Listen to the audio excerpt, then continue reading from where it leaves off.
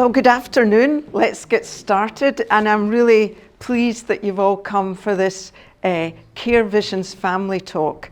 As many of you will know, we've been having a series of these online, and I've been interviewing people, but I've really enjoyed them and found them very helpful.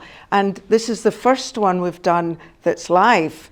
So you're very honoured to be part of this live event, and we're very honoured and happy that you've come along to that.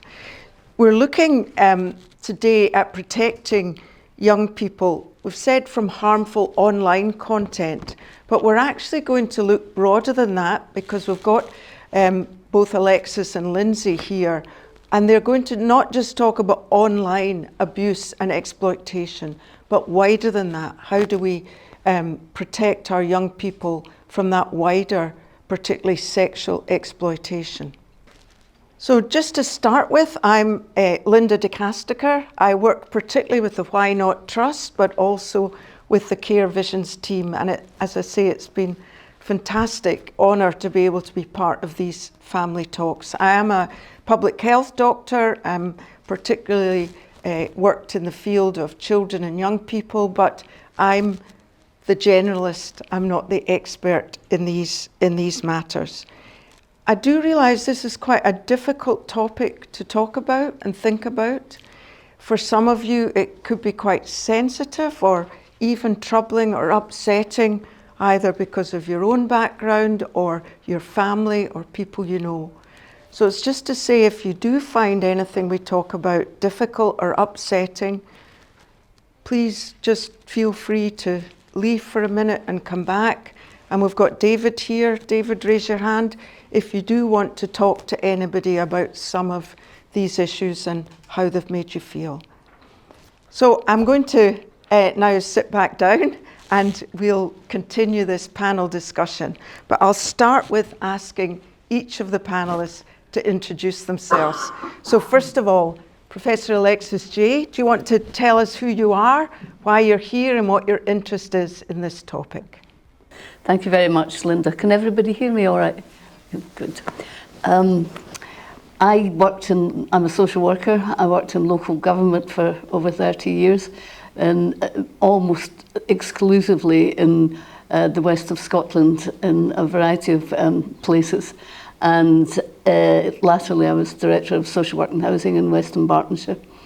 I then was asked to set up the Social Work Inspection Agency, which I enjoyed very much, doing it from scratch, and did that until we were amalgamated with another the Care Commission as was. So I did that for a while, and actually when I decided I was going to do something different, I think it's called retirement, but it didn't quite work out like that. But I was invited to carry out a major review in the Northern Metropolitan Borough of Rotherham in 2013-14, which was on the subject of child sexual exploitation over the previous 16 years. And I did that and was absolutely astonished by how it attracted worldwide attention, not simply local or even UK attention, because we did establish a small team, myself and two others. We did establish that there were actually a minimum of 1,400 victims of child sexual exploitation over that period of time, which was a shock to everyone. And people often ask about how you reached that figure, and say, well, we started off with nearly 1,000 cases that the police had already identified, and the rest, or many of it, were confirmed through file reading and minutes, the reading of minutes, and carrying out many, many, many interviews, including with young people. After that, I'll skip over it, but the following year I was asked to join the National Public Inquiry, formally set up by Theresa May, first as a panel member, and then after some difficulties with the chair who had been appointed. I was asked to chair it, so for 7 years I chaired the public inquiry into child sexual abuse in England and Wales, and we produced a number of what we called investigation reports as we went along. And after the final report was published in 2022, regrettably on the same day as Liz Truss resigned, which didn't help the coverage. But after that, I spent most of the following nearly 2 years pressing the then administration to implement the recommendations, which was an uphill task. There has been some progress, of course, since the new government came into being from July of last year, and some progress has been made, but there's still much to do around all of the aspects of child sexual abuse and exploitation. So I think that's probably enough for me. Thank you. So Lyndsay McDade is from Crimestoppers. Lyndsay, tell us about yourself. Yeah, so Crimestoppers is an independent charity, and I've been there for, 9 years now. I manage their youth service, Fearless. And Fearless, similar to Crimestoppers, is about helping young people from sort of primary 7 going into first year, that sort of transition phase, all the way through beyond high school and into sort of college and wider life when they become adults. And it's about helping those young people to understand more information about crime, understand the impact of crime, and understand enough that they can hopefully make some safer, kind of positive choices. Be that to avoid crime and getting involved in that themselves, or to speak up about crime, which is that sort of bread and butter element of Crimestoppers. Young people, not victims of crime, but those kind of third-party witnesses of crime, can report information to us 100% anonymously about lots of different crime types. So my job is to sort of raise awareness of that. It's a predominantly comms job these days. It's about helping young people to know that information that will hopefully keep them safe, and the importance of speaking up. And then in terms of today, Scottish Government and Police Scotland had approached me last year, sort of around springtime last year, to say that they really wanted to run a sextortion campaign for young people. And at that point, it was just meant to be for teenagers. But like all of our campaigns, we go to young people themselves and have them help us to design the message. Co-production's this big buzzword, everyone's doing co-production, but it's quite genuinely quite meaningful, the work that we do with young people, to really understand, what do you know about this? What do we need to help you to understand about this?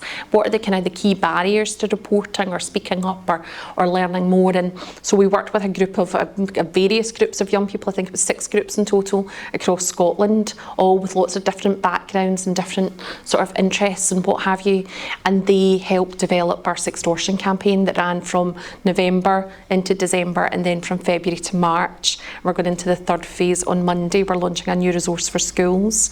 So I was saying to Alexis before we start, I'm in no way very much I'm very much a generalist. I'm not an expert. I don't have a background in policing. I've always worked in third sector, all kind of youth charities. But what I can do, and what I've lived the past year constantly talking about sextortion, and importantly having an understanding of where young people are at with the topic. And I think that's really important when it comes to what we as adults and as professionals know. It's all well and good us knowing information, but if that's not what resonates with young people, then we're sort of on to a losing battle. So that's why I've been very kindly invited. So just remind us, what do we mean by sextortion? So lots of people, do you know what's interesting, whether you talk to young people or whether you talk to adults, lots of people have lots of different ideas about what sextortion is, and sometimes they just think it is this thing that happens online. They don't really understand that it's quite niche and it's quite focused. Sextortion is when criminals threaten to share nude or semi-nude images, predominantly to a young person's social media. If that young person, or adult, because of course it can happen to adults as well, if their victim fails to send them money or fails to comply with some other harmful demand. Now that image might have started off as an image that had been shared and it's a real image of their victim, or sometimes it can be AI produced for the purpose of blackmail. So that's what sextortion is. So that's what the campaign's been very much focused on. But of course, there's far wider forms of online exploitation out there, but that's what the campaign focused on. And we know a lot more about sexual exploitation since the report that you did in Rotherham, but other reports. Is it more common? I mean, it seems to be talked about more. Is it happening more often? Well, the most important thing to say about that is there are completely inconsistent data and sources. Nobody counts it the same way across the UK. And that's a huge problem, because it's not just a technicality about this, because how you define something often determines whether or not you get certain services. And that is a major problem. It's one of the recommendations we made about data sets and how police and social services in particular need to be consistent. There needs to be a single core data set that everybody uses, and that's no mean task. But I wonder if I could just mention a little about child sexual exploitation, just so that we're all understanding the context of this. A unique feature of this is that children are coerced, manipulated, or deceived into sexual activity with multiple abusers, and that almost always means 2 or more persons. It is not sexual abuse in a family context. It usually happens out with the family context that includes family members and a friendship network. Normally that would be the case, unless of course there is a parent or other family member who is complicit in the sexual abuse, and that unfortunately can happen as well. It cuts across class, because people mistakenly believe at times that this is only something that applies to so-called poor families and in certain areas, and that's absolutely not the case. It is important to note that, because it occurs in the most exclusive public schools, and it happens in care homes and in foster care as well. But this is not something that's dominated by class origins. And finally, just to say something about the clear risks and vulnerabilities. The research isn't particularly good on this, but it has identified 2 sources that unequivocally, I should say, these are being in residential care, and also the presence of a disability. And the latter is particularly problematic, where the disability means that a child, an under 18-year-old, cannot communicate either verbally or in any other way because of the nature of the disability they have, so they're particularly vulnerable. That doesn't mean that there aren't other vulnerabilities and indicators of risk. We can come talk about that later, but these are the 2 that are that have been fully and accepted. Research has shown to be the case. Yeah. And in sextortion, it's maybe a bit different in terms of who's most at risk? So in the case of sextortion, quite often, of course, the criminal can be from the UK, they can be someone they know, who knows, everything's constantly developing when it comes to sextortion, but quite often sextortion comes from a serious organised crime group abroad.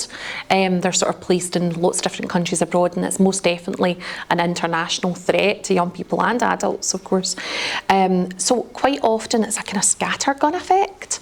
The people are sending, there's a sort of such an organised element to the international side of sextortion. You're talking about contact centres or call centres where people are there with a core job of sending out these messages, having conversations on social media, sending out sort of phishing messages on social media, sending out images that are most definitely not of themselves, but maybe of pretty girls that they've AI created or they've taken off socials, or of young, handsome young men that maybe they'll send instead. So it can be a scattergun scattergun effect where they send that out and they send those messages right out. So it's not always targeted on particular children. So absolutely similarly, it's not focused on a certain young person because of their background or anything like that. It's sent out to everyone, but it's how that young person responds to that message that I guess becomes the kind of problematic part. You know, will that young person respond and think that that person trying to chat them up online is sincere in that, or will they begin to see that maybe there's a reason for that, and if it's too good to be true, then it's probably isn't what the young person thinks it is or what it's kind of coming across. So for sextortion, very much according to the Internet Watch Foundation, about 91% of the victims that they saw in 2023, 91% were young males. And quite often when you talk to people about that, they automatically assume that girls will be the victim. And I think that says a lot about how we see our young men and the fact that they can be victims of things too. And I think there's a lot of work that we could be doing in that sort of field to really see young men and their vulnerabilities and how we support them and what their needs are. And of that 91% being male, around 60% were aged between 16 and 17. So you've got a real clear demographic of young people who are victim of sextortion, and whether that's because they are more likely to respond or whether that's because the criminals are sending them predominantly to males, it's very difficult to kind of break that down and understand the reasons why. But we are, over the last sort of year or so, there's definitely a sort of troubling trend where we're seeing younger people becoming victim of sextortion, young as 11 in some cases, and I saw a younger one in the press a couple of weeks ago, and also young girls being approached as well. So it's most definitely not just your teenage boys, but they are for sure, they seem to be most at risk. And as parents and carers, and I'll ask Alexis the same type of question, what might be some of the warning signs that we might be looking for in our young people? Do you know, I think it's really tricky because quite often these things can happen very, very fast. A young person starts talking to someone on social media, images are shared, and then they get that request for sextortion. So they're getting told, we're going to share this image of you to all your social media platforms because we know your Facebook, we know your Insta, we know your Snapchat, we know your TikTok. We're going to share this really intimate image of you on all those platforms so all your friends see, all your family members see. If you don't send us, you know, an Apple gift card, you know, the big long number on a gift card, or if you don't comply with some other demand. And quite often there isn't warning signs because that can happen in such a short period of time. I think it was the NCA that said the turnaround, if you like, for sextortion can be as little as 6 hours. I've heard from police that can be looking less. So if you imagine your young person going to bed at night, you know, at 9 o'clock or whatever, that can all happen while everyone in the house is sleeping. So it can be really tricky for parents and caregivers to pick up on warning signs. So I think a lot of it's about having conversations with your young people and understanding, no matter the time or day, no matter whether you think you're going to get into trouble or whatever else, no matter what, we're here and we want to be woken up and we want you to come and talk to us about this. I think it's about all those kind of constant reassurance messages about the fact that you're in their corner and nothing else matters. You just, you know, you'll fight for them and you love them and you're there for them. So there's not always the same sort of warning signs for sextortion as there is for other forms of exploitation, you know. And what about in general exploitation? Well, just to make the point, in general sexual exploitation, the position is reversed, and girls, insofar as we know, because it's all underreported, but the position would be approximately 5 to 1 more likely for girls.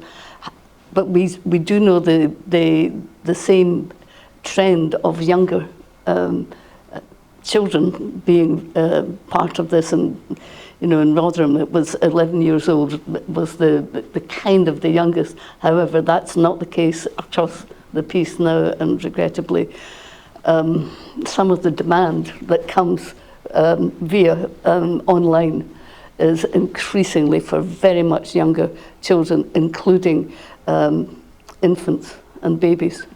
And it's just to add to what you were saying about that, it's worth noting as well that there are perpetrators in the UK who are abusing children online abroad, and that is a hugely difficult problem, as you know. And we are actually third in the world of having the highest consumers of indecent images of children, only exceeded by the USA and Canada. So there's a major problem there, and I noted at one stage a couple of years ago that in one notorious case, it was in Scotland, which is one of the reasons it came to my attention, but that a person was directing, live streaming the parents of a very young, an under 5-year-old online at the direction of the abuser who lived in Scotland for something like £1.50.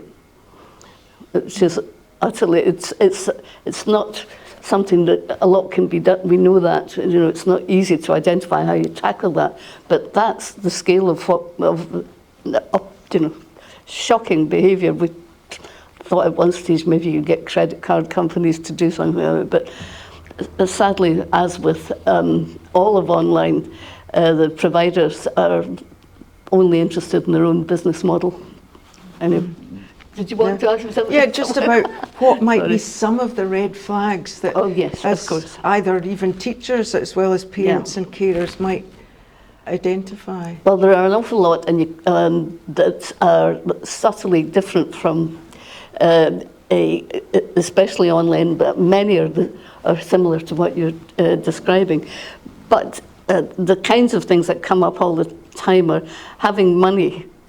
Suddenly, that you can't identify where they've got it from, the children, and them appearing with new things, and the standard sort of thing there is a new clothes, trainers, or mobile phones in particular, because they're critical to the entire process, whether it's online or offline. A very tricky one is noticing inappropriate sexualized behaviour. Now, to do that for carers of whatever kind, you need to understand what would be standard at a certain age. Yes. And that's not always that easy, but there's quite a lot of advice about that on the NSPCC website, that what might be normal, and then how it might vary from it. And some of it might be kind of, when I say inappropriate, it could be when a child is a little bit older, behaving as if they were younger and sitting on men's knees, or if they come into the house, becoming very close to them and touching, but that certain level of intimacy that is inappropriate in the circumstances. But that's not the easiest thing to identify. Isolated from the normal friendships, and that could apply in schools with a peer group or whatever. Big issue about going missing from home, huge issue all the time. And the frequency of missing from home and nobody knowing where they've been or what they've been doing. Getting involved in petty crime, not knowing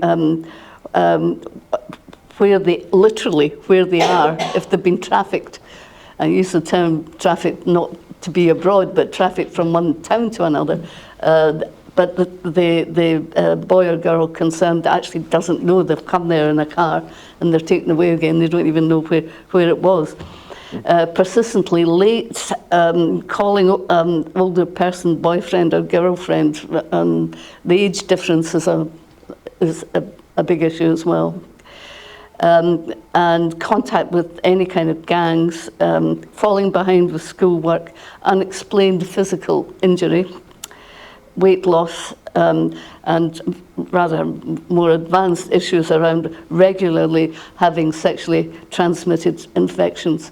And that's very, very awkward. As I learned in Rotherham, there were good health visitors who would try and inform their colleagues who ran the clinics to say things like, would you leave your phone outside when you come in here? Because it'll interview all made up.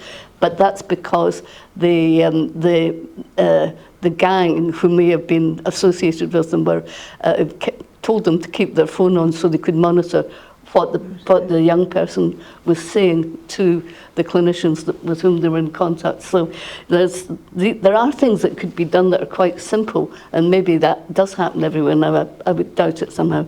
And of course, pregnancy and termination.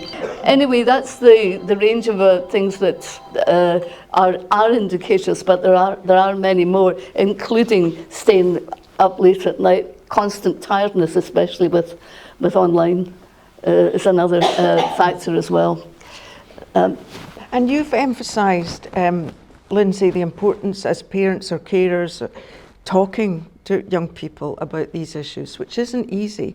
And there must be a lot of stigma attached to, okay, I've been stupid enough to be sextorted, or they'll think I'm not a nice person, that I've been part of this exploitation. And we can go down into the victim blaming when actually they are the victim, not the...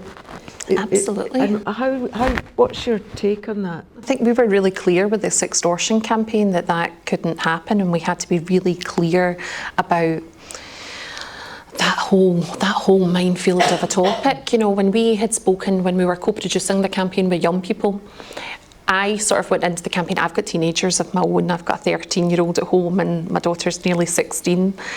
So my children are my target demographic in work. It's a really strange one. So I do bring my mum hat to an awful lot of what I do. And when I started to create the campaign, I did think that sort of the embarrassment factor of telling your mum that you'd sent an image and, you know, all that kind of stuff, or the kind of the stigma around it, and the worries around how can you tell people about this? What will they think of me? That's ultimately what the criminal's hoping for, so that you do make that payment, or you do whatever it is that they're asking you to do, because you don't want people to see that image. But one of the things young people said to us, which I think was absolutely critical for our campaign, was the fact that they thought, of course, that wasn't something that they would look forward to, and that of course would be an awkward situation. They wouldn't really, look forward to that. But their biggest barrier for speaking up and getting help would be the fact that they thought they would get into trouble. They thought that they would get arrested themselves. And I'm sitting there as a mum of teenagers thinking, oh my goodness, I would hope that would never ever happen. But in their mind, when they go into school or they talk to their parents at home or caregivers or whoever about, online harm and all these different dangers, the one thing that as adults we all do is we tell them that it's against the law to send, share, receive, store intimate images of someone under 18, including themselves. And that is the thing that the young people are taking away from those conversations. Not that idea that regardless of whether they send images or not, no one has any right to then extort money or force them to do something else or exploit them in some other way with those images. And I think we have to be really clear about how we're talking about these topics with young people, and to really always have that caveat that doesn't, no matter, of course, yes, that's the law and that is the way it is, but it's really important to recognise that that doesn't mean to say that you're openly inviting something bad or some harm to come to you. So through the campaign, we worked really closely with Police Scotland to really get that message across to young people and the adults around them, that if you've been manipulated or forced or tricked, or lots of other words that police put in their small words, they're kind of wording for it, but if that's happened, you're the victim in all of this, and that's how Police Scotland would treat you. They would never seek to try and criminalise someone in that situation. They're there to hopefully get you justice and to look after you through the process. And that was something that was really important for us to try and get across in the campaign, and again through the resource we're launching on Monday in schools. Very much the case. It's part of the video. We've got police themselves actually saying that, because young people said the only people they'd believe that from is the police themselves. So we've got a lovely sergeant from Cyber, very clear about that, and about the fact that they're there to protect you and look after you and keep you safe. So for me, that is a really important part when we're talking about this. I think we can go into things thinking it's about stigma or it's about this or that, but unless you're talking to young people and really finding out from them what the barriers are. As adults, when we talk to young people, it's like at home.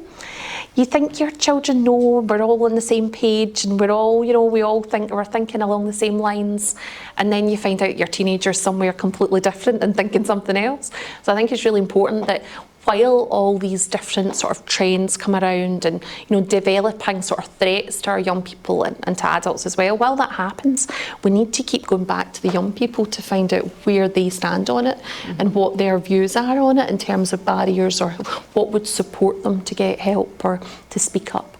That's critical. And what's your experience or learning from Rotherham or other inquiries that why young people themselves aren't telling people about this? Well, there are a whole long list of barriers to reporting, as we tend to call it in a kind of neutral, professional way, but they're very, very serious. And the focus ought not to be on the child, and the whole system should not rely on the child telling something. It should rely on the adults that surround the child in whatever setting, making it easier and much more possible to be approached about it. As part of the work my public inquiry did, we had set up something called the Truth Project, which was an extraordinary volume of voluntary accounts from people who we made it easy for them to get in contact with us, and they'd talk to somebody, a trained facilitator, about their experiences of sexual abuse. And one of the most extraordinary things about all of that emerged from it was that from the data that we, with their permission, anonymously put together, was the average length of time it took any person from when the abuse occurred to when they managed to talk to anybody about it, not just people in authority, was 26 years. So there's something wrong with a system where a child under 18, of course, at the time that occurred, was terrified of telling anybody about it. And it's for very similar reasons to what you're talking about. And there's also, I would say, it is the most taboo subject as child sexual abuse. We actually got somebody else to conduct a survey, a general population survey about what were taboo subjects, and it came top of the list ahead of money troubles and marriage troubles that people found difficult to talk to others about. So it's kind of an interesting taboo, and why it's most important that we use the proper terminology for everything that actually happens to children, because it's, people could. Somebody described it to me once as like thought it was just a bit of adolescent fumbling. Now, actually, what we're talking about is rape, penetration by objects, and oral and anal sex, and a whole range of things, and we just need to use the language and describe it, because we don't do that when somebody's, has experienced serious injury and other forms of criminality. But it does apply here. It's surrounded by secrecy and difficulty in talking about it, and it should not be on the child to somehow overcome that. And the very worst thing of all, and one of the reasons we recommended something called mandatory reporting, which you may well have heard about, was when and if a child plucked up the courage to talk to someone they thought was a trusted adult, they did so, and they expected the abuse to stop, and it didn't. And how that actually, in many cases, meant that they had a lifelong distrust of people in authority, such as teachers, social workers, police, or anybody else, care workers. Can I go back to something you said in a previous answer, when you said you might spot that a young person was behaving sexually more advanced or inappropriately? And I've read surveys that more and more young people are accessing pornography online. Does that give them a warped view of what sex should be like? That's a very good question, and actually there is a bit of research about that as well, that the open access that we were discussing on the internet has also meant that more and more children and young people are getting their information about what's appropriate and what isn't from looking at adult pornography, and it's led to the most appalling kind of behavioural changes or what is accepted. And you may have heard about this recently. Somehow or other, there's been a huge increase in the the activity of whoever the partner is, male or female, being subjected to choking.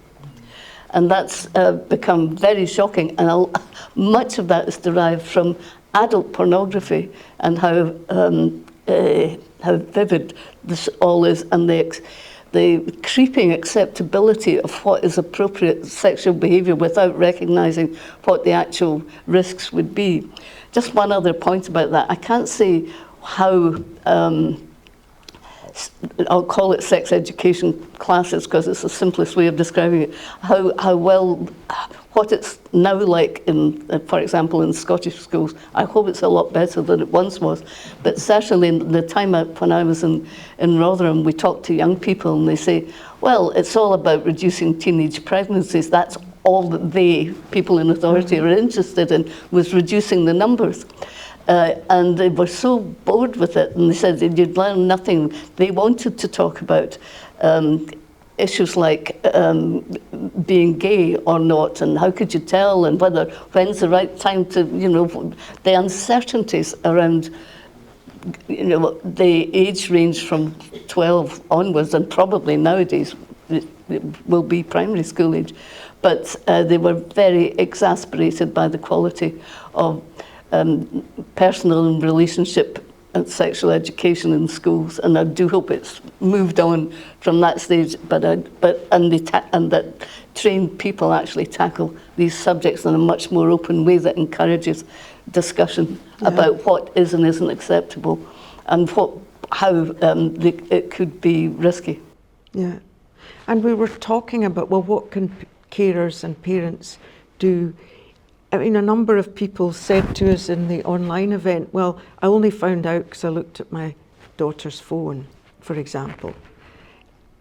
And it might come up in our Q&A later, but is that okay to take your child's phone and look through it and check what they're doing? That seems to be the most controversial question in Scotland at the moment.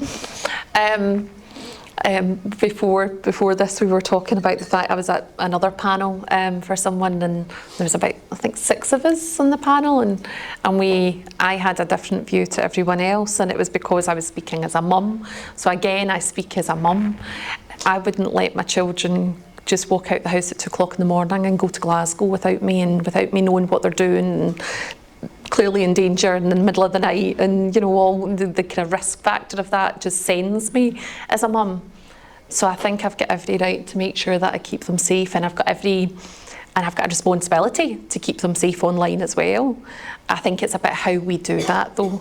I think clearly young people have got, we should be respecting their rights, whether that's their right to privacy or their right to anything else.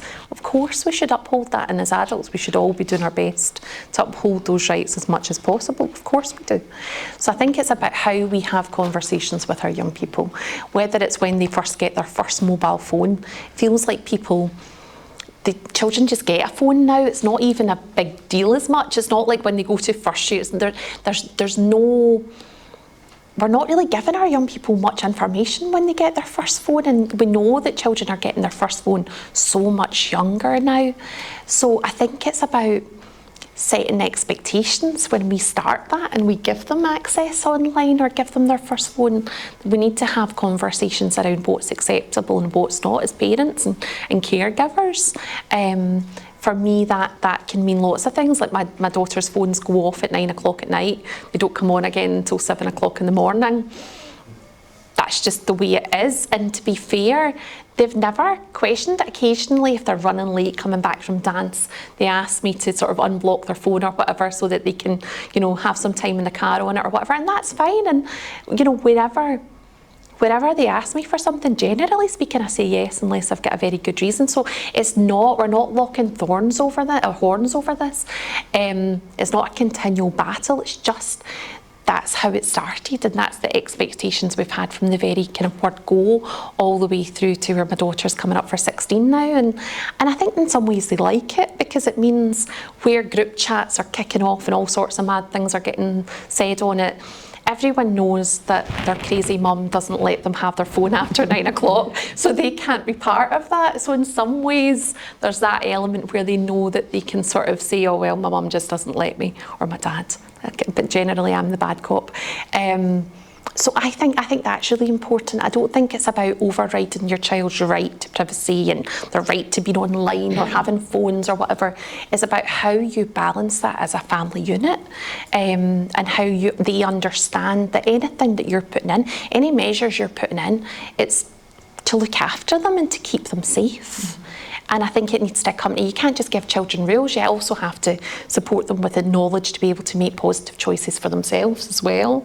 So that's where hopefully our campaigns came in over the past sort of 9 months or so, our information on our websites for young people, and young people can look through that information. We've had lots of TikToks and Snapchat ads and equipping young people with knowledge of what sextortion is. But at the same time, we've had that differentiated comms piece for adults who work with and look after young people so that they know as well. But I think it's really hard as a parent or carer right now, because you're constantly trying to balance what is okay. Am I allowed to do that? None of us, you know, I'm not quite 40 yet.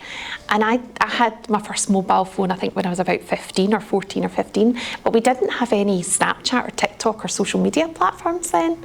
So even as a reasonably youngish parent, I've never did this before. I've not seen what it's like to parent through a time where we've got constant access to people all over the world and they've got constant access to us. So I think we're all still learning as to how to do that, but I think we need to make sure we're really empowering our parents and carers to know what's possible and to feel that they can keep their young people safe in an online space as much as possible, in the same way they would in a public space or in the city centre, you know. I think we need to do better at really encouraging them to understand that they can do that, and there's ways to do that. It's not always successful. Harm happens. You know, you can't. It's very difficult to prevent every single possibility of harm, but there's lots of things that you can do to hopefully equip them to be able to navigate that harm should it ever come up. And I think that's the conversation we need to be having. And you talked about the importance of mobile phones and child sexual exploitation. Is there more that schools, parents could be doing to prevent that, or do they hide them? It's obviously a very, very complex subject, as you say, and there are very divided views on it. I can only say I hope this has been eradicated, but I heard of it both in Rotherham and in Glasgow, that mother of an exploited girl, who the mother had given her the phone obviously and paid for it, etc. And she had taken it off the daughter once it became clear that she had been a victim, and it contained names, phone numbers, and of the perpetrators, plus the nature of the sexual activity that took place. Anyway, the police refused to use it at that stage because of saying that it was a breach of the person's human rights. And that struck me as bizarre. And then, of course, I later came to doing a session in Glasgow, and I heard exactly the same kind of story being reported. Now, well, I think I know where I would stand on that. There has to be some kind of compulsion about it, if it gets to the point that the police are trying to prosecute someone who has carried out alleged criminality of that nature. That kind of information is invaluable, and I'm afraid at that point I would say, sorry, the individual's rights need to be overridden to deal with these things. I don't know if that has subsequently happened. Yeah. One of the things that I didn't know about that you talked about in the online talk was there are tools to remove images from the internet that young people can use or parents can use, and they're on your website, is that right? Yeah, so when I had first, as I say, I've got no police background, and so when we start new campaigns, I'm very much starting afresh as any parent or comms person would be, and we had this sort of, I had a kind of input from Police Scotland telling me all about it and what it looks like both here and kind of internationally, sextortion. And the sort of, the way sextortion comes across, I think, in the press sometimes, or when we're talking about it, is that it's this brand new thing, and it's, you know, it's a developing threat, and it's, you know, it's all this brand new, and it's online, and it's digital, and it's this, you know. The reality is there's lots of services already in place to help young people and to help parents and carers and professionals navigate the topic. I kind of went into it with absolute fear that there would be nothing there, and thinking, gosh, who on earth do I signpost to, and who on earth do I encourage people to go to? But the reality is, yeah, there's lots of services there. For our campaign, we very much talk about Childline as a really important option for young people to be able to contact them and get that confidential sort of support and guidance through the topic. So our sort of main message for sextortion was don't panic, don't pay or comply, and get help. And so we were obviously very keen to establish who should they get help from. So of course that's a trusted adult, it's a police officer, you know, going to the police directly, or Childline was our other option. But there's also there's the Report Remove tool, which is a service by the Internet Watch Foundation and Childline.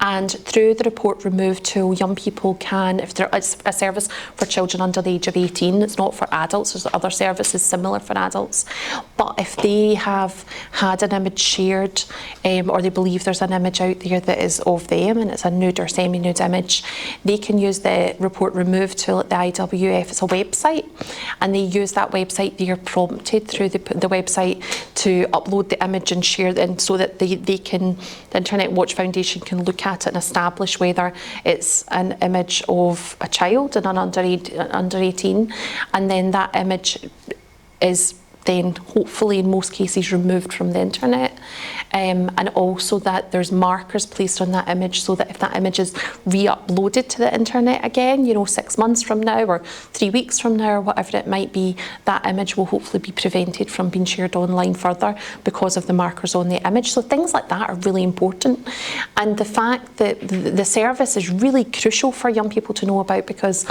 some young people, no matter how much reassurance you as a parent or carer or professional give them, they might not want to come and talk to you about it. They simply just might not be willing to do that. So the Report Remove tool is something that they can do off their own back, on a computer or on their phone, and no one will ever speak to them about it.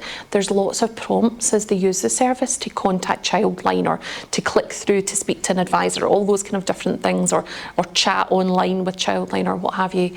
But they don't need to. They can go through the whole process of having that image removed from an online space without speaking to people, and that's important, because if that idea of speaking to people is the thing holding you back, then you need another opportunity to still be able to be empowered to get that image off online.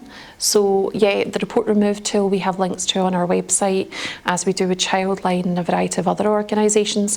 There's also the Children First support line that I've been talking about a lot recently.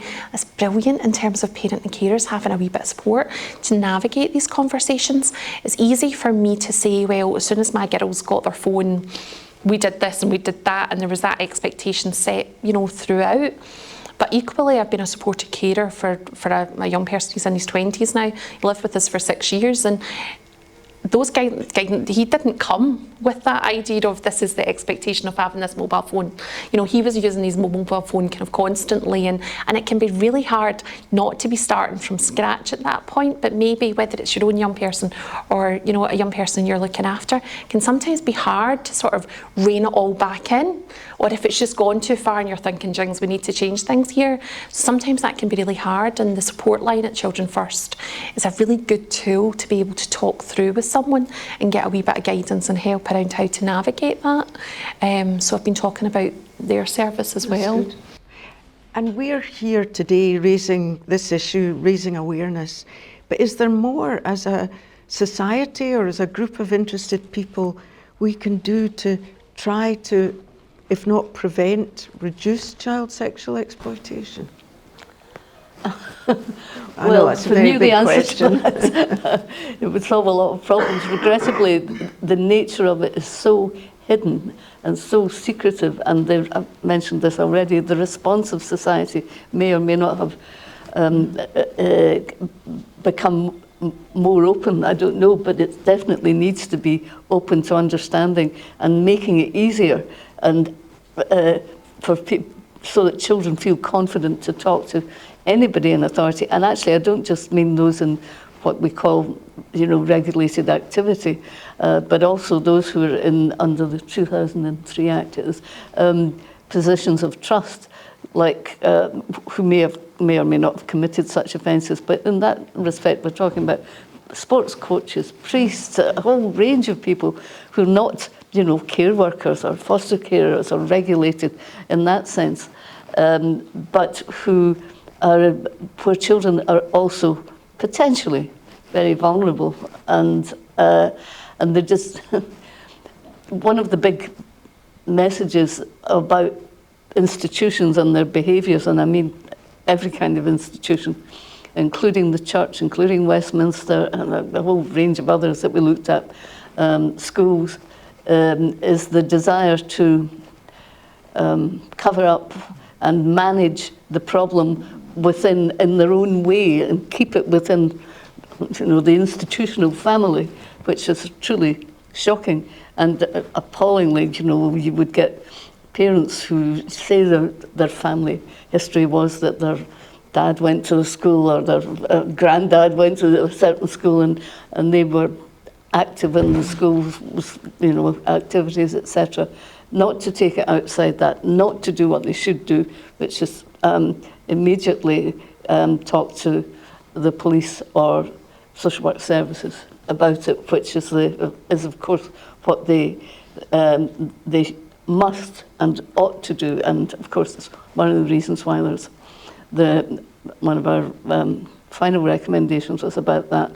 And there is a bill before Parliament about that, and about anybody who prevents an individual employee or volunteer or whoever it is who identifies this kind of thing going on and wants to do it, asks the senior person, their boss in some circumstances, and they say, no, we'll sort it out ourselves.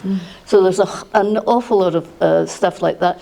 It's very difficult, in my opinion, for child sexual exploitation and abuse more generally to prevent it. Almost everything you ever hear about it is where the risk has been identified after the actual abuse has occurred. Yeah. So often that children in these circumstances are considered to be at risk, but they might be at risk of more abuse, but they've nearly always been abused already by the time it reaches anyone in a position to do something about it. We're coming to the end of the panel session, and there'll be a chance for Q&A. But just before we do that, is there anything, Lindsay, you'd hope to say that I haven't asked you about? Or I think just to kind of follow on from Alexis' answer to your last question, Linda, I think when it comes to online sextortion and other forms of harm online, I think it's really important that we as adults also take on a responsibility to ensuring that the social media platforms are doing as much as they possibly can to keep our children safe online. The Online Safety Act that just kind of came into force, that's a wonderful piece of legislation that will hopefully really make the online world a wee bit safer. But I think things are constantly moving and developing, and there's all these different platforms and all these different things, and things can trend as well, where something isn't maybe popular today, it could very possibly explode and be popular tomorrow. So I think it's about us as consumers and as adults making sure that the online, the social media companies are doing everything in their power to keep our children and young people safe. there's lots of teams within. I know there's a team in TikTok and Snapchat and all the other ones who do lots of work, and they're constantly trying to develop better practice to sort of pick up on sort of trends on, you know, social media platforms or you know, handles or images being shared or what have you, or sort of trending words or whatever, and they're constantly trying to sort of keep on top of that. But I think it seems to me that there's lots more that they could do, and real investment that they can continue to sort of fill that with and try and make it that bit safer.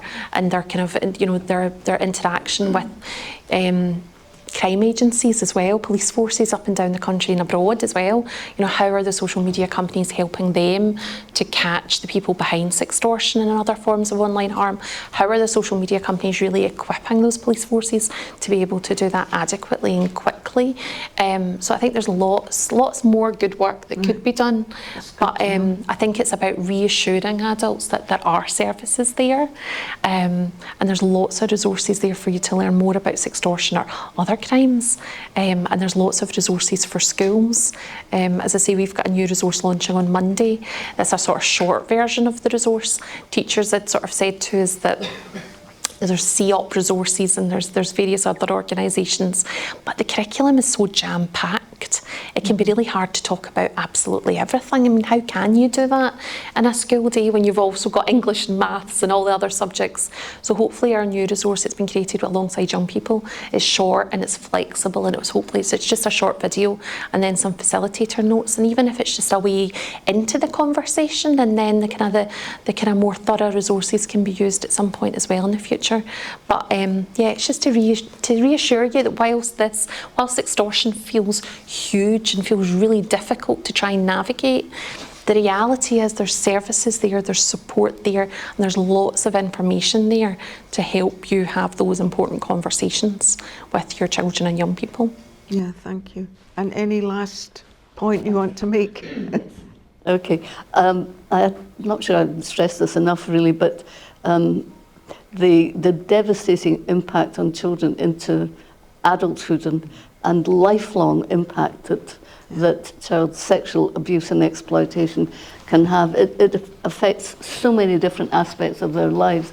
As I say, it could take many years before they actually are able to share what's happened and get the help that they really should have had years earlier. But the oldest person in the Truth Project that it came to, that I mentioned earlier, that was part of the public inquiry, was 87.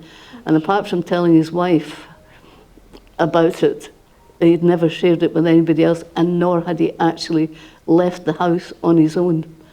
And all of it started at the age of 12 for this man. But that's just an illustration of how far-reaching these kinds of impacts can be, and then there's the other things about social isolation, unemployment, and education, missing out on so much of that, acquiring a criminal record, which actually victims in certain circumstances have done, becoming addicted because they had been fed, in terms of sexual exploitation, with drugs or alcohol.